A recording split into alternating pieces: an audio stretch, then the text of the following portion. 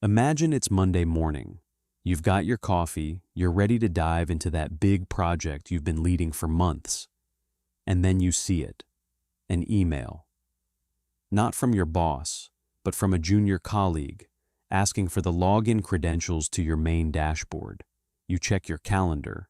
The weekly sync, gone. The strategy lunch, deleted. You aren't being fired. Not yet. But the walls are moving in.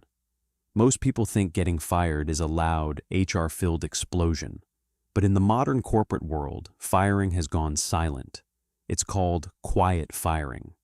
And if you don't recognize the signs, you aren't just losing your job, you're losing your leverage.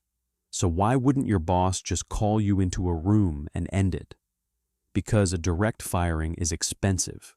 It involves severance packages, unemployment insurance hikes, and, most importantly, the risk of a wrongful termination lawsuit. By quietly firing you, your boss is playing a game of psychological chicken. They want to make your work life so invisible, so frustrating, and so stagnant that you provide the solution by handing in your resignation. They aren't waiting for you to fail. They are making it impossible for you to succeed. I'm Sky. Today, I'm decoding the 5 signs that your boss is trying to make you quit before they have to pay your severance.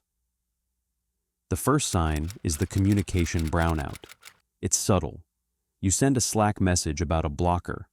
Marcus usually replies in 5 minutes. Now, it's been 3 days. You see him active. You see him posting in the hashtag general channel. But your DMs? They're a ghost town. Translation, you are no longer a priority. In corporate speak, attention is a resource. When a manager stops spending that resource on you, it's because they've already decided you aren't part of the future. They aren't busy. They are distancing themselves so that when the hammer eventually drops, it doesn't feel as personal to them. Sign number 2, Administrative Purgatory. This is when your high-impact work suddenly vanishes, replaced by tasks that a summer intern could do. You were hired to build the engine, but now they've got you checking the tire pressure on a car that's already in the junkyard. Think about it. Why would a company pay your salary for low-value work? It's a psychological play. They want you to get bored. They want you to feel useless. They are waiting for you to find a recruiter on LinkedIn so they don't have to deal with the paperwork of a termination. They are starving your career of oxygen until you leave the room yourself. Wait, before we hit the most dangerous sign, the one involving HR, I need to ask you something. Have you noticed your boss stopped giving you negative feedback? Not just positive, but any feedback. Tell me in the comments if your one-on-ones have turned into 5-minute, "How's it going?" chats. That is a massive red flag. If you want to survive the unwritten rules of this game, hit subscribe. We're building a community of people who see the game for what it actually is. Sign 3, the feedback freeze. This is the most counterintuitive one.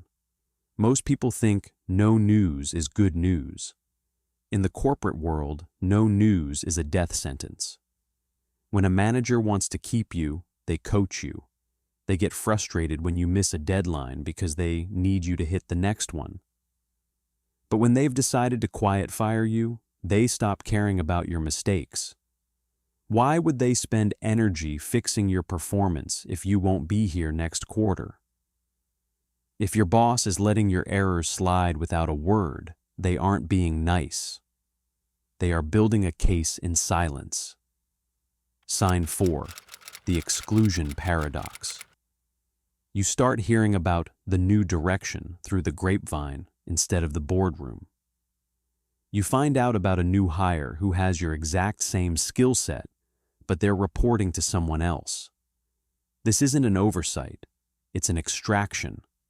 They are moving the brain of your role to someone else while keeping your body in the seat to handle the transition. If you are being left out of the pre-meeting before the actual meeting, you aren't just out of the loop, you're being phased out of the system.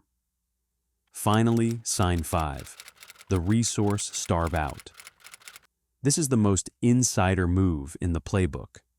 You ask for a standard software seat, a training budget, or even just a seat at a specific conference, things you've always had access to. Suddenly, the answer is, the budget is tight, or we're reevaluating our vendor spend. But then you look across the aisle. Your colleague just got the exact tool you were denied. This isn't a budget issue.